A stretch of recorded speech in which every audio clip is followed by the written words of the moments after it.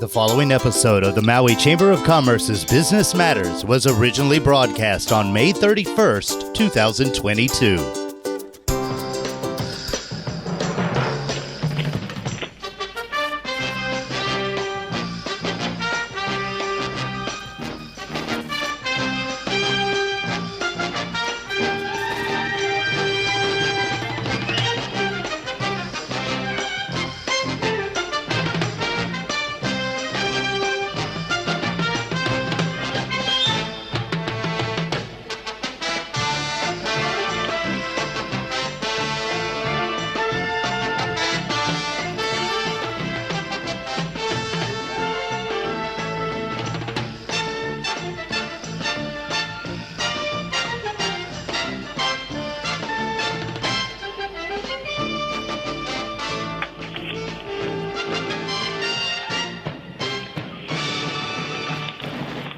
Awesome. Aloha and welcome to the Business Matters radio show sponsored by Mokulele Airlines. I'm your host, Pamela Timpot, president of the Maui Chamber of Commerce, and today we're going to get an update on COVID numbers and hospitalizations, discuss economic development resources, and the first reading of the fiscal year 23 budget. We're going to hear from the Retail Merchants Association on challenges with worker shortages and how they are addressing this problem, their percentage of new retailers, and getting an update on back-owed mortgages and rent payments. And we're going to meet with the marketing director of Maiden Hawaii Naturals. But first, I'd like to extend a warm welcome to Mayor Michael Victorino. Aloha, Mayor. How are you today? Oh, I'm fine. Good morning. Aloha to everyone out there. Good morning. It's always so great to have you on the show. Thank you for being here. I know numbers are going up, and we've seen hospitalizations go up a bit as well.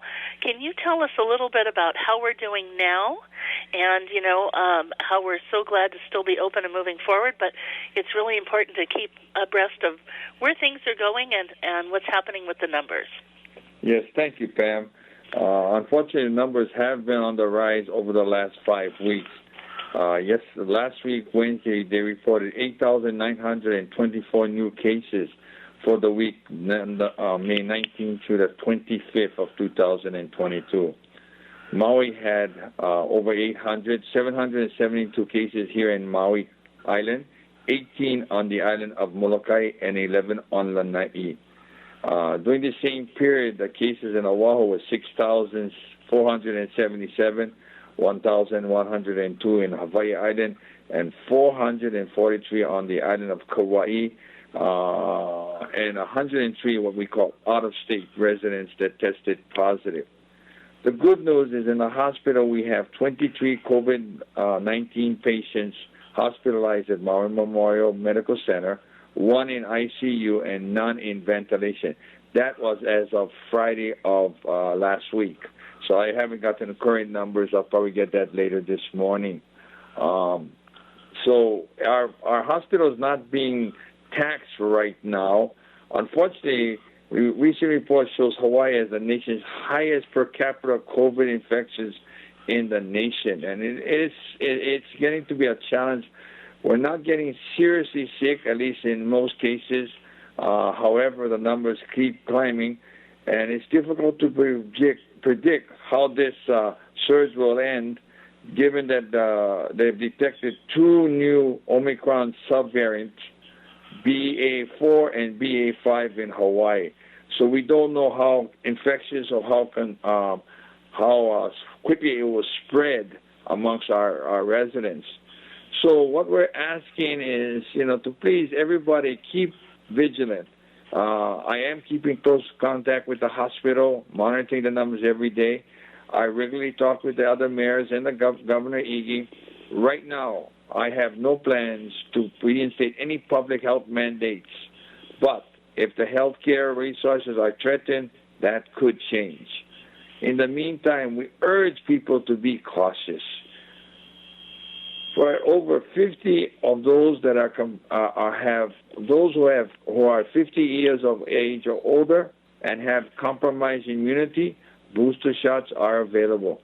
And the CDC is now recommending wear a mask when you're indoors or in public places or when you use public transportation. Wearing a mask, even outdoors when you're in large crowd, is recommended, and practice social distancing and good, proper hygiene.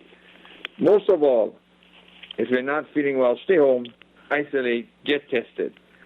The County of Maui has provided free COVID testing program, and it's still in effect in a number like Mariota, pharmacies up here in Wailuku. We have the Minute Medical at all their locations. So if you need any details about that, go to MauiNuiStrong.org, and you'll have a lot of information. Our webpage also has all that information. Again, if you have any challenges with children, 5 to 11, who are now eligible for vaccinations, check your medical provider, your doctor, your physician, your pediatrician, and or go to www.mauinuistrong.info for further information. So, again, I'm hoping we will not have to reinstate any public health restrictions again. But if the healthcare resources are threatened, it may be necessary to ensure the health and well-being of our citizens here in Maui County and throughout the state. So I ask the public once again to be a little bit more cautious, be mindful. We've just gone through the graduation season, and I think we've had a good celebratory season. And now we're going through, and we had Memorial Day weekend, and I hope everyone around the country and the state and Maui County honored our veterans at 3 o'clock in the afternoon, our time, as a special moment of silence for all our veterans who gave the ultimate sacrifice to make what we enjoy each and every day, the lifestyle and freedoms, possible. Absolutely. Absolutely, Mayor. It was a wonderful Memorial Day celebration, and so important to remember in these times when you look across the globe and see others at war.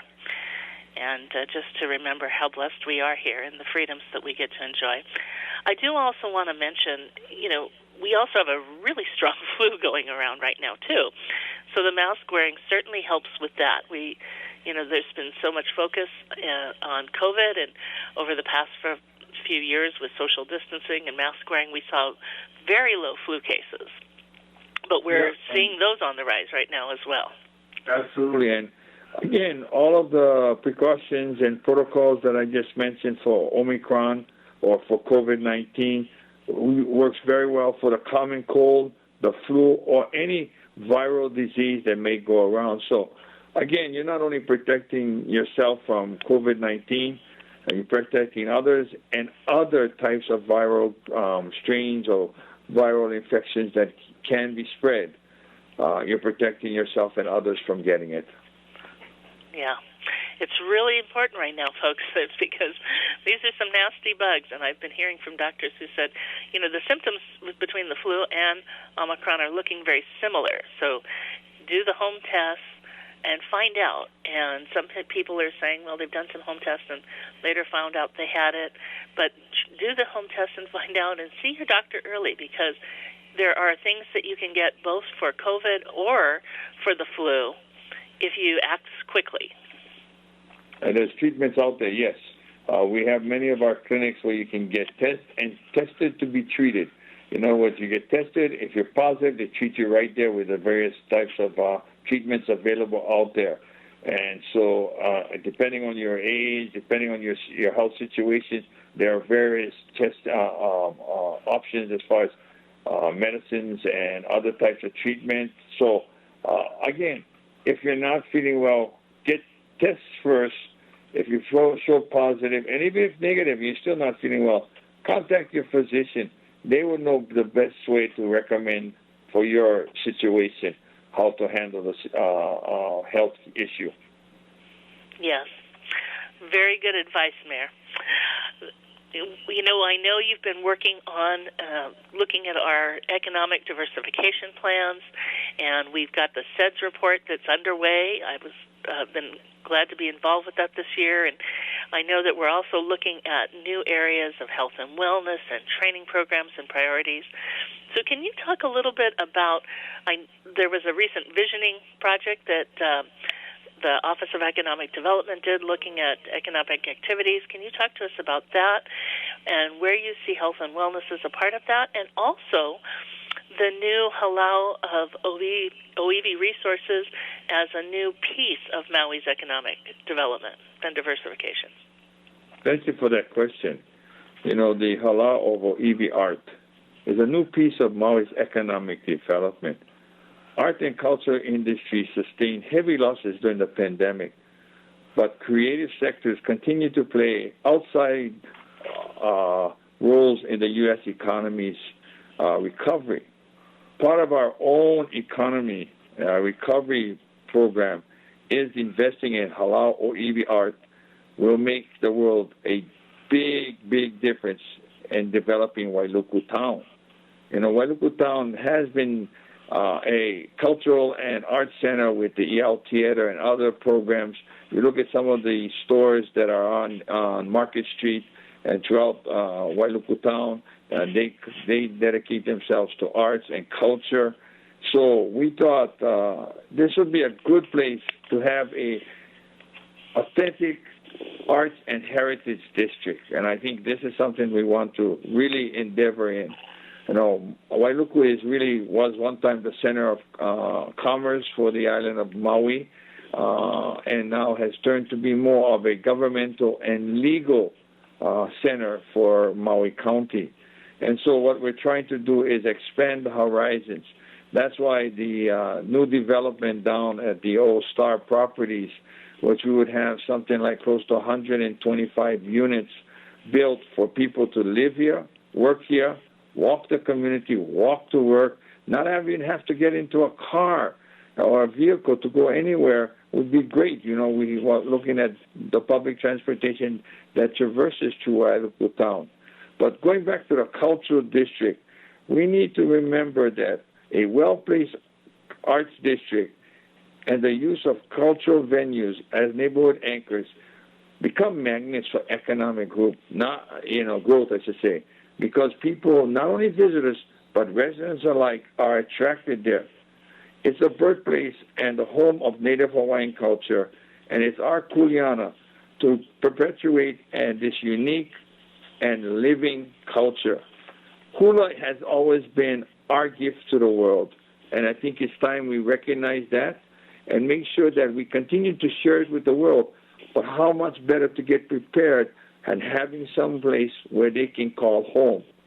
It's their hali, and they can go there to meet, to practice, to have their meetings. This is something that our halaus have been nomads, going from house to house, school to school, property to property, to practice, to store their equipment. How wonderful that we can put this all together as an important arts and cultural organization. And like hula allows, now the financial benefits can be extended to surrounding neighborhoods and business because of all the people they attract, not only those who are part of the halau and the programs, but the visitors who come to see and hear, to feel the Hawaiian culture. Government funding has more than been has been more than equitable now, and we hope that the private sector will be willing to give so that we can establish a well-established arts organization with sophisticated fundraising departments. When the local government invests in arts and culture, economy grows along with its community. And that's my commitment, our commitment, both me, the administration, the county council, the halaus themselves, the kumus. They are so excited. They formed their own organization, and I'm so excited for them. So now what we've been able to share with the world, we can expedite and grow even more exponentially so that everyone in the world can understand and be educated on what Hawaii and aloha. It's not a word, it's a spirit. It is a way of life, and we like to make sure that people coming here respect our home when they visit, and they leave it better than they got it.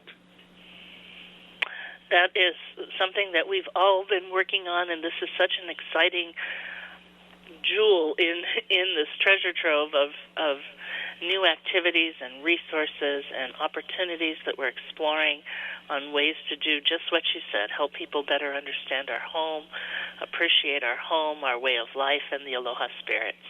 It's a wonderful project, and I'm so excited to see it continue to develop further. It was, that kind of takes us to the budget, because this was a great economic development activity proposed in this year's budget. I was hoping you could comment on, we've just gone through first reading last week. Tell us a little bit about your thoughts on the FY23 budget. Overall, I've been very pleased with my county council's support of the priorities set forth in the FY 2023 budget that I submitted. It was a robust budget of over $1 billion, and the council added another $24 million. We agreed on the need to build more housing, especially Maui's workforce housing, for our families and people who work here and raise their families here. We agreed that investing in diversifying Maui's economy to reduce our over-reliance on the hospitality industry, even though we respect and want to keep that as our cornerstone. But we need to produce more of our own food and fuel right here in Maui and Maui County. We also agreed the need to be proactive with infrastructure development, because climate change and sea level rise are here right now. We're not having a lot of time to wait around to make changes.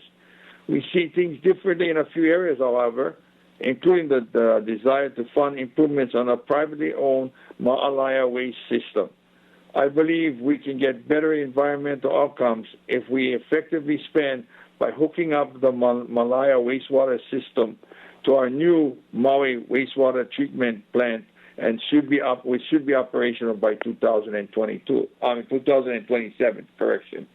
I'm willing to help them with a temporary plan to divert and keep the sewage from going in and treating it better at Ma'alaya. But the final phase, and even our experts have said, if they connect with us, that produces more dependability, more resiliency, and more sustainability in the system itself. So that's one of the few things that I disagree with the council. There's some other smaller items, but not worth mentioning at this point in time. But we can look forward to a lot of work to be put forward, not only with our budget, but the federal infrastructure money that's coming, broadband funding to expand and develop a consistent, reliable broadband system throughout Maui County, especially our remote areas like Hana, Molokai, Lanai, Kanaio, Kipahulu, and other areas that really have a real difficult time with broadband and communications through the internet.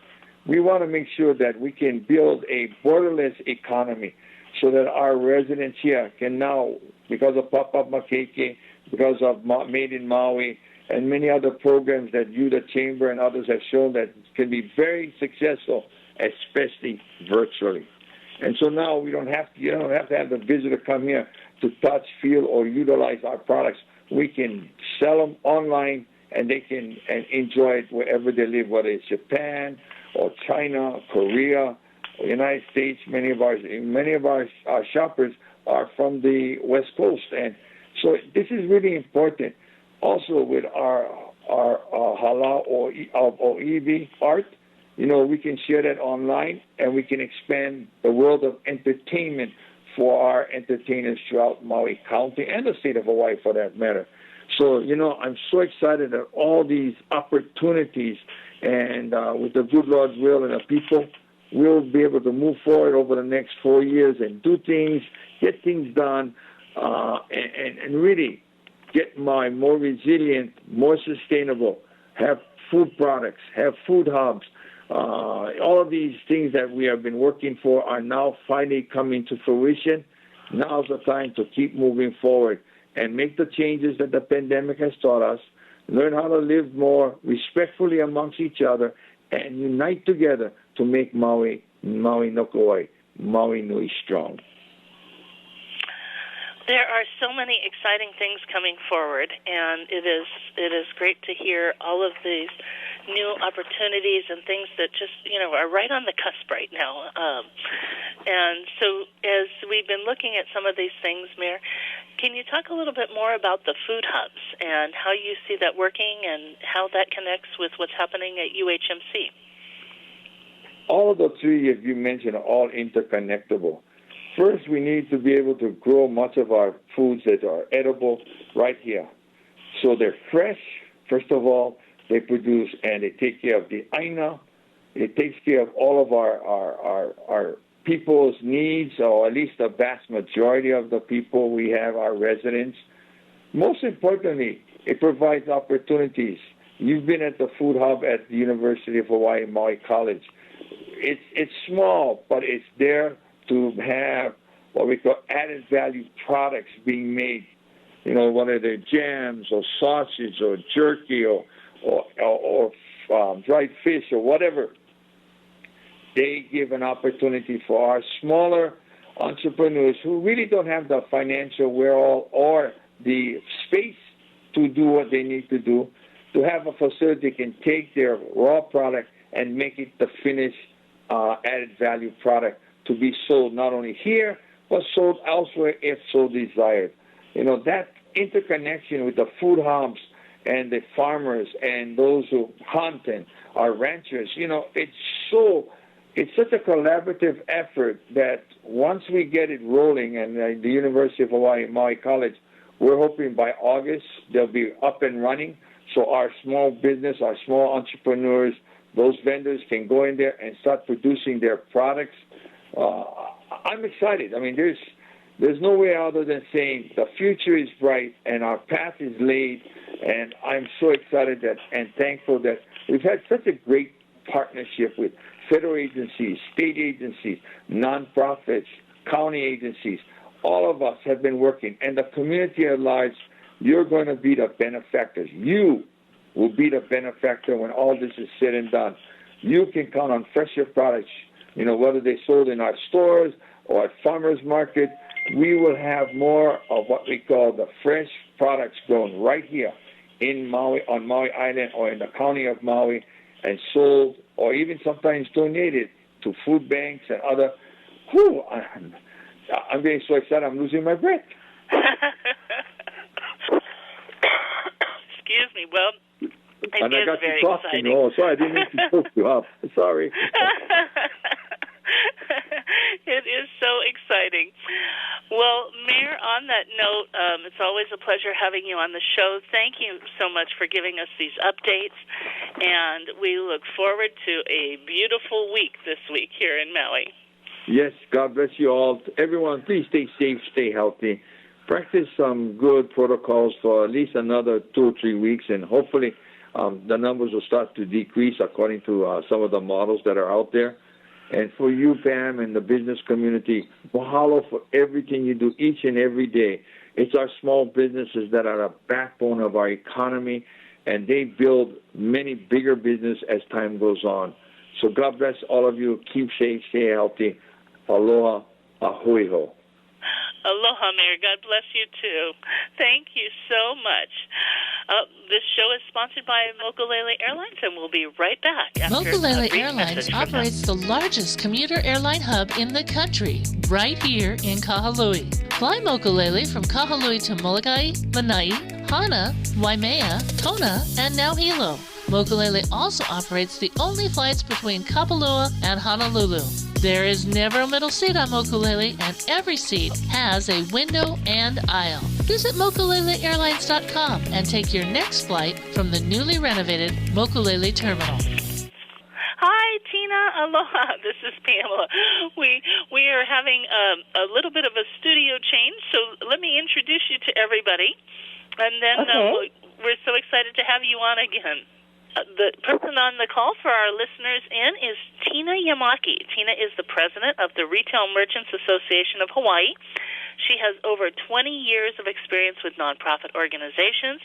She's got a background in governmental and community relations and affairs.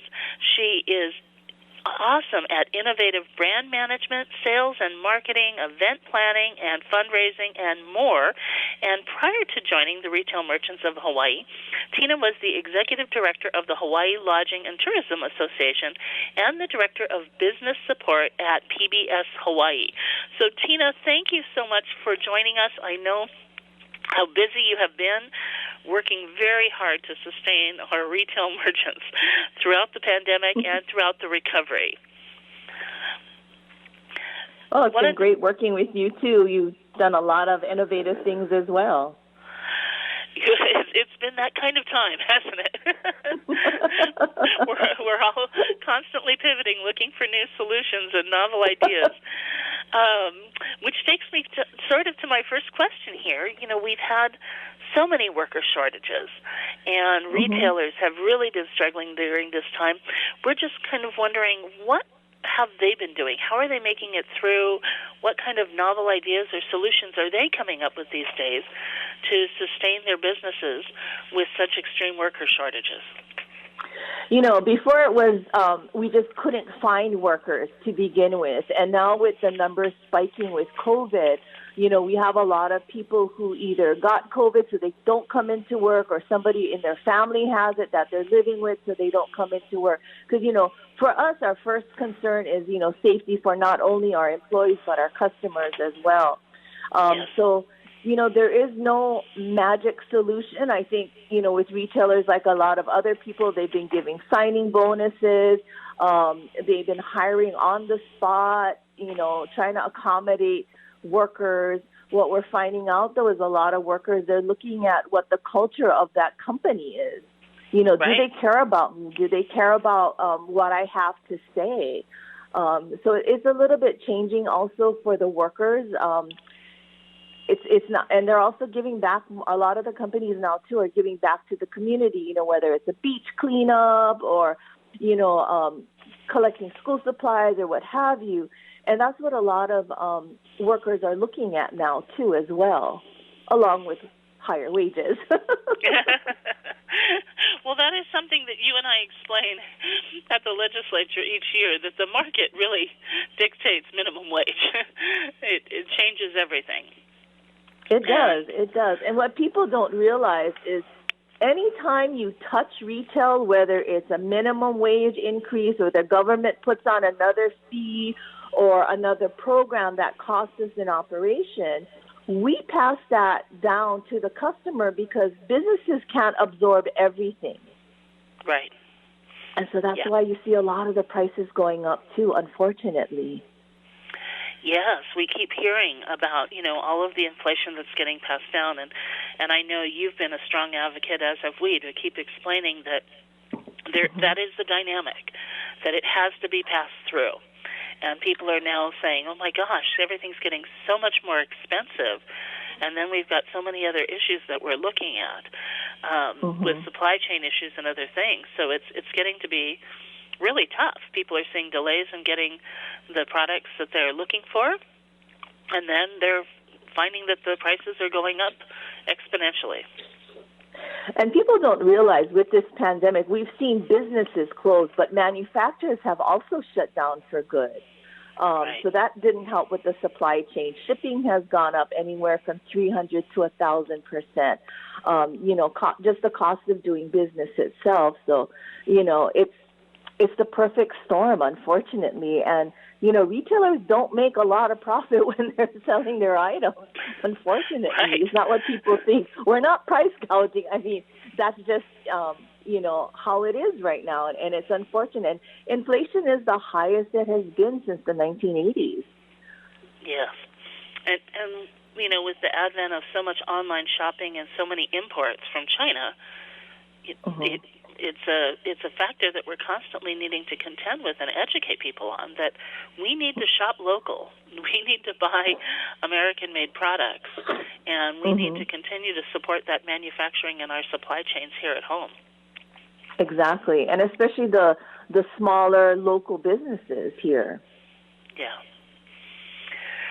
One of the things that we kept hearing about with, you know, with worker shortages and lifestyle changes, as we kept hearing that there were so many new entrepreneurs entering the marketplace.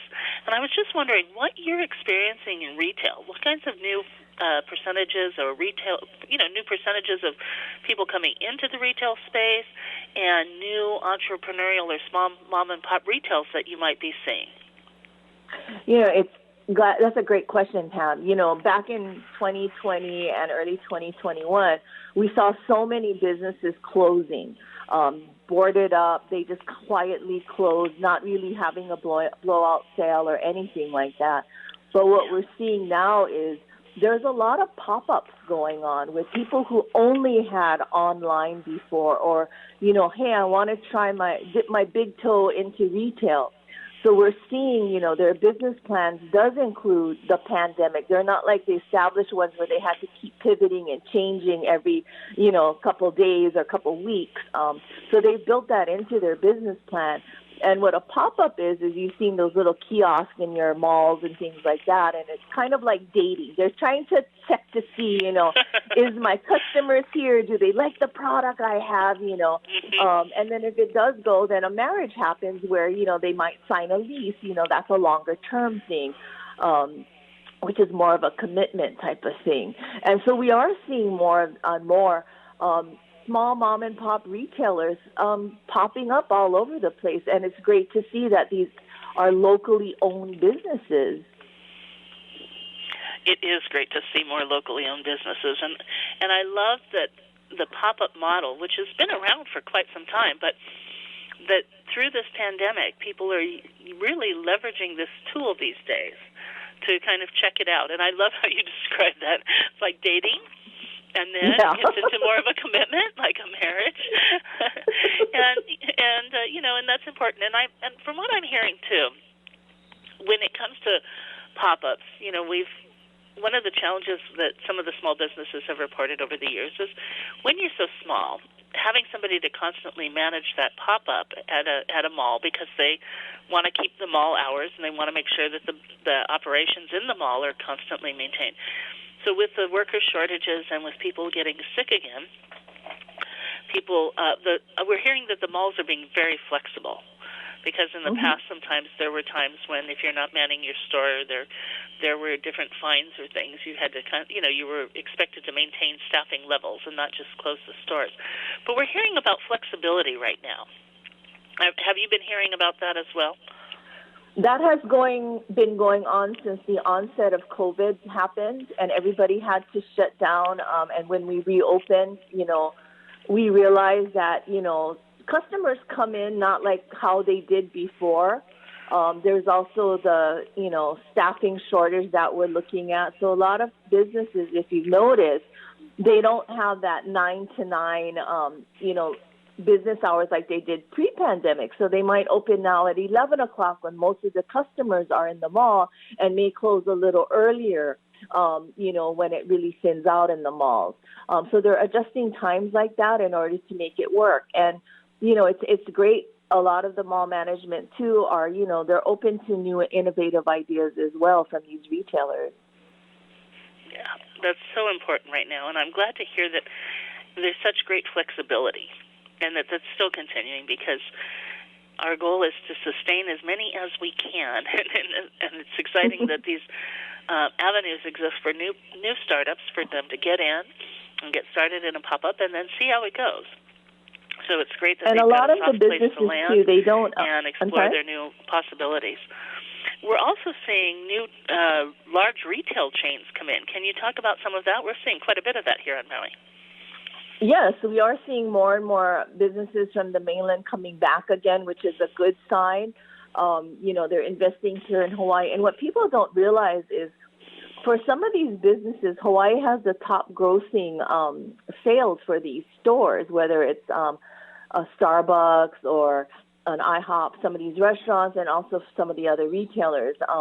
We know that some bigger stores are coming in right now. It hasn't been announced, so I don't want to be the one who lets the cat out of the bag, but we know that there are some that are looking and they're working on the agreements and the contracts right now. So that's kind of exciting, too. We're also seeing that, or what people don't really realize is they're like, oh, these mainland stores are coming in and they're going to kill local business. But that's not the case, because a lot of these mainland stores actually have local products in there from local vendors. Right. And so they're helping those vendors out as well, getting the words out. And, maybe spreading it out, nationwide or even worldwide in some cases. Yeah, and it's important to, again, we can't stop competition, but what we need to do is look at people as they're coming in and start to build those partnerships and alliances. And You're right, many of those bigger retailers are going to bring in local products. So connecting with them early on and also within your own sales, really looking at your customers and what they're looking for and what they seek out in your store and your best sellers, and refocusing again on we always have great customer service, but refocusing on changing markets for the customers and what are they seeking there and how can you best help. And we've been hearing some innovative stories as well as with retail now and some of the time people have to talk to their customers more. They're engaging them in new ways and getting some other great insights for expanding their product lines, which is interesting. Mm-hmm. And that's one of the great things about the pandemic, too, is, retailers, 365 days a year, they're competitors, but they're also helping out each other, too. It's not like, that's not my problem, that's your problem. They're actually going out and go, hey, I've had this problem. This is what I did. Let me help you. And that's a great thing. They're reaching out more and more now and partnering more. And you're seeing different types of partnerships where it's, you buy a T-shirt and you get a box of cookies or something like that. So that's a great thing to see, too. Yeah, that's a good point. They're building great new alliances. And it's worked, and it's worked really well.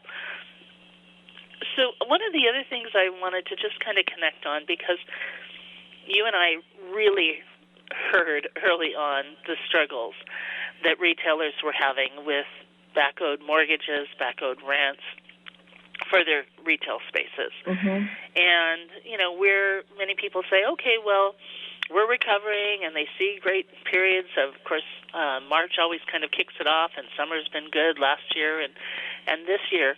But I'm still hearing a lot of reports of people still have back-owed money that they're still struggling to pay down. Can you share what you're hearing at the Retail Merchants Association? Yeah, so when they had the shutdown, a lot of businesses had to close shop. They weren't making as much money as they were, but they still had to pay their rent, their utilities, taxes, all of this other kind of thing. So fast forward, businesses got to open up again, and we saw that as a light at the end of the tunnel. And then, boom, you got, another COVID virus coming out. And so, Oahu shut down again. I believe everybody else was open. But, it kind of hurt because when the numbers go up, people don't go out to shop. And then, we got the vaccine. Woohoo, that was great. And then we got hit with shipping. And then it was, supply chain. And then, it was just one train after another. It wasn't a light at the end of the tunnel. And then, we've always been supportive of, the session about raising the minimum wage. But people didn't realize it was going to be raised this year, and a lot of people didn't budget for that. If you did it next year, you can put it in your budget. So now you're having the smaller mom and pops trying to figure out how are they going to pay for everything, and can they still survive and be open? Because a lot of these stores, their whole main thing was, we don't want to shut down. We want to keep our employees. We want to be sure that, they can maintain their medical and all of this other kind of stuff, because it's kind of like an ohana. But a lot of them, they're scratching their head and they don't know what to do now. And that's the sad part, because, we've seen so many iconic stores just close down, in the past, and we don't want to see that moving forward. We want to see everybody survive and maintain and be prosperous. Yeah, absolutely. Well, Tina, thank you so much for coming on the show today and for giving us this great retail update, because retail is so important and everybody loves to shop. all of our wonderful stores and in Maui County and across the county. And across the state. There's so many great small mom and pop treasures. And can you imagine our life without these amazing small businesses that we so enjoy and the things that really feel like home? And then, of course, there's the awesome retailers who bring us unique things and do such a great job of bringing in the supplies they need on a regular basis every day. Maui would be very different without them, and the retail industry is such an important industry. So we really want to continue to remind everybody, shop local. Shop, in our stores. There's always online, but we really need to reinforce and support our retail industry and remember what they give to us each and every day and what it would be like if you showed up one day and they're not there. It's really devastating. So this is a great time and a great summer to get out and shop and keep being safe. We want to keep encouraging people. We're still seeing numbers rise, particularly here in Maui. But keep being safe and support our local businesses. Thank you so much, Tina, for being on with us today. Thank you for having me. I enjoyed it. Well, we'd love to have you on again soon, and just thank you so much for all you do. You're working tirelessly to support the retail industry and Hawaii as a whole. We're all trying to work together to make sure that all of our businesses survive, and appreciate your tremendous efforts. Thank you. Thank you, Tina. Have a wonderful day. So as I say aloha to Tina, we are going to have Joy Galatro, who is the Marketing Director for Pacific Biodiesel and Maiden Hawaii Naturals, LLC. This morning, because of different people being out sick, we are switching over phones in a different way today. So I'll check in and see if Joy is on the line. I'm here. Aloha. Good morning. Good morning, aloha. So great to have you on. Joy, let me tell everybody a little bit about you. You have more than 30 years of branding strategy, corporate communications, and marketing experience, and you spearhead the marketing, PR, and product sales initiative for Pacific Biodiesel and its sister company, Maiden Hawaii Naturals, LLC. For Pacific Biodiesel, Joy helps promote the benefits of clean, locally made biodiesel as part of Hawaii's renewable energy mix. And for Maiden Hawaii Naturals, her focus is marketing the company's sustainable farming practices and local production of culinary oils and natural cosmetic ingredients and clean beauty products. Joy develops and implements strategies to connect a variety of audiences with the full-circle sustainability focus of these companies, which, is a demonstrated model for renewable energy, recycling, and diversified agriculture to support greater energy security and food security in Hawaii. What a big mission for all of these products. It is, but boy, it really makes it exciting to do what we do for this company. And in a nutshell, that means I'm the storyteller for the company, which I love to do because it's such an exciting story to tell, to share the information on why we're doing who we are and why we're doing what we do. It really is a phenomenal story. So tell us a little bit about how Maiden Hawaii Naturals got started. Would love to. If you've seen the sunflowers in bloom in Maui Central Valley, that's us. Since 2017, that was our first bloom.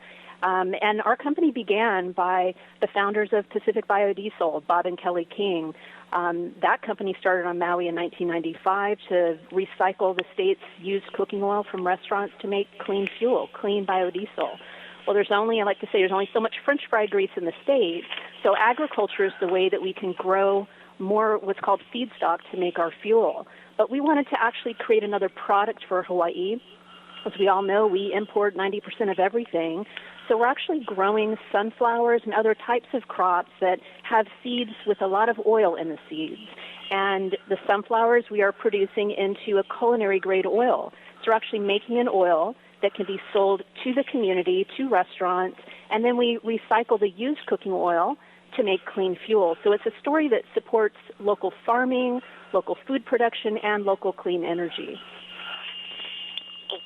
Those types of stories are the stories we love best, where we've got so many elements of sustainability built into one crop, for example, like sunflowers, where there's so many different uses, and each of them is a phenomenal product in and of themselves for different elements of our population.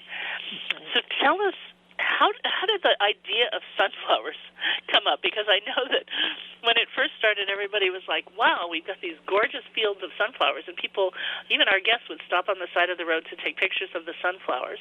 How did we move to that model specifically? Well, sunflowers, again, they are a high oil yield crop. The seeds produce a good quantity of oil. It's a very versatile oil. So we knew that it would work well with the climate here in Hawaii. It's a very drought-tolerant type of plant. And we, I believe about 10 years ago, had worked on some demonstration crops throughout the state, working with the military to really look at, can the military grow their own fuel in the state for energy security? And that's how we began to farm sunflowers in particular. So fast forward to around 2015, 2016, when land became available in the Central Valley, we knew how to farm sunflowers, so we started there. And we're not just farming sunflowers. It's actually healthier for the soil. By the way, we're sustainably farming, so we're not using herbicides and pesticides, and we're rotating crops. We actually have different cover crops. If you live here on island and you drive by the farm, you can see different types of crops that have sprouted up in between the sunflower blooms. And by the way, the sunflower blooms, those bright yellow flowers, are only 10 days of a 100-day cycle. We like to say 100 days from soil to oil. Seed in the ground until we harvest is only 100 days. You can see that we have the ability to rotate those fields out and have a lot of harvest throughout the year. So we started that first field, if you remember, Pam, 2017 was about 14 acres. Since then, we've installed a really cool pivot irrigation system on the farm, which allows us to efficiently, wisely use the water for 75 acres at a time. So back in Earth Day, just a few weeks ago, we had about 35 acres in bloom. Wow. That is phenomenal. It's something that people are really, every time those blooms come up, everybody cherishes it. And I love all the social media posts and the great recognition. And it's really phenomenal to hear the stories behind it, to know that you were looking at many different crops with the military and came up with this one, and that it's a water-wise crop. That's good to know, and it's great for people to think about in their own backyards and putting sunflowers in your garden. Sometimes we just think about them for the seeds, and I had no idea that really only blooms for 10 days. Yeah, and it really allows, it supports agritourism. You know, we did not know it would be such a beautiful, stunning crop. Those bright yellow flowers against the bright blue sky with the mountains, West Maui Mountains in the background. It's no wonder people stop. But that allows us the opportunity to tell the story. And again, thank you for the opportunity to talk with you this morning, because it lets us share with people why we are farming the sunflowers and why we're making biodiesel. You know, every piece of equipment that you see, the tractors on the farm there, are running on clean 100% biodiesel that's made from this operation. So that clean culinary oil that we're making to be recycled, all of that is, like I said earlier, supporting farming, food production, clean energy, all things that we really need to be mindful of and support here in our state. No, I want to talk about the products, Joy, but you said something that I think is really interesting and something that I'd like to know how we could connect that further. You mentioned that all of your tractors and things are using the clean energy from the biodiesel. Yep. What does it take to convert a piece of equipment like that? How could more of our farmers have their tractors running on biodiesel? Great question. And first of all you need is a diesel engine. Diesel engines were actually invented to run on peanut oil. So they were the original biofuel. The problem is fossil fuel, petroleum fuel, operating in diesel engines. Today's diesel engines are clean, very fuel efficient, and when you fuel them up with 100% biodiesel, it's just a win-win. So you do need a diesel engine, and most farm equipment and heavy trucks, buses, boats have diesel engines. And you just simply switch the fuel. So there's no need to invest in buying a whole new boat or truck or piece of farm equipment. Number one is knowing that you have this local clean fuel source available to you. If you have any questions, we can certainly answer that. But it really just takes a diesel engine and a will to make the right choice to do your part to help fight the effects of the climate crisis. And where, for those who, as you point out, I'm glad to know that they can use their existing diesel engine in their farm equipment. Is there any kind of cleaning, or it doesn't sound like there's much conversion requirement? So, is there any sort of draining, or can you just start infusing it in? And where can they find the locations to buy this biodiesel fuel? You can start using it. We have some FAQs on our website, biodiesel.com, which tells you how long we've been in business if we have biodiesel.com. But the beauty with biodiesel is it can be blended with petroleum diesel fuel, so you don't have to drain the engine, drain the fuel. You can blend that in and begin using it. And there's some tips there that if you have any questions that you can look at on our website. But essentially, you don't want to use a rubber-type fuel hose. But other than that, most of the newer equipment doesn't have that, and you literally can simply switch to using the biodiesel fuel. And it's available here on Maui. We have a fueling station in Kahului. We are also going to be installing mobile fueling stations throughout the state. So we're going to be making some exciting announcements about those locations coming soon to serve biodiesel for both on-road and off-road, so boats and tractors, as well as trucks and passenger vehicles. Love it. Absolutely love it. So we want to send everybody to biodiesel.com. There's so many great things you can learn there.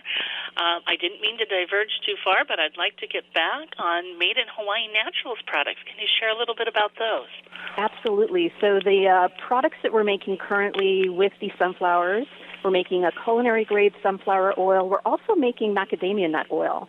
So we're getting the nuts from Hawaii Island, and our sunflowers, we're doing the farming of all of those, and the seeds go to what we call a crushing mill. It's actually located right next to our biodiesel refinery over on Hawaii Island. That's where it's called expeller pressing the nuts and seeds, meaning no harmful chemicals. We are just physically crushing the nuts and seeds to pull out the oil.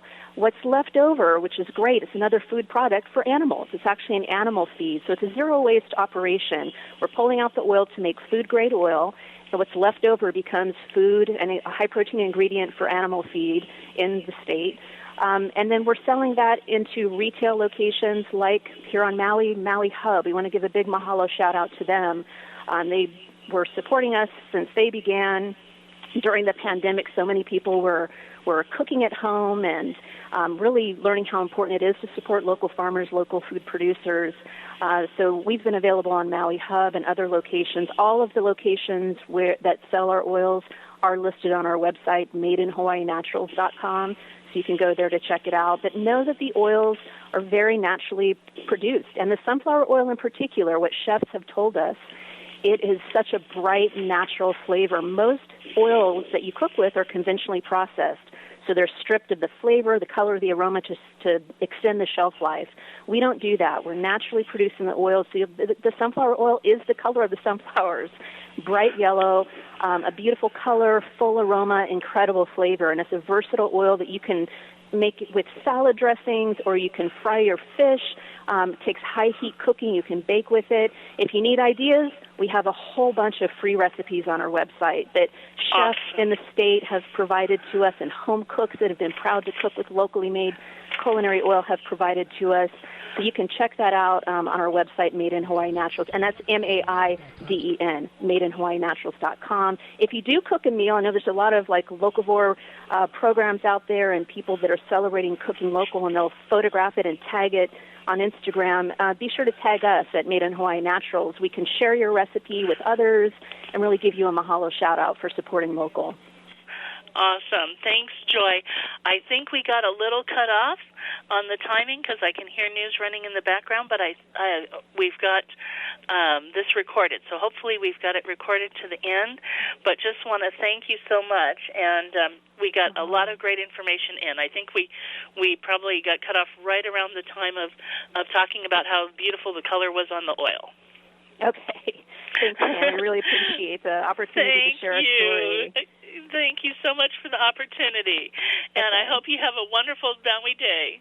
You too. Mahalo. Thank you. Aloha. Bye-bye. You know, every week we say the same thing. It goes quick. But thanks so much for joining us for Business Matters today, sponsored by Mokulele Airlines. I'm Pamela Tumpot, president of the Maui Chamber of Commerce, wishing you blessings and best wishes for a beautiful Maui day.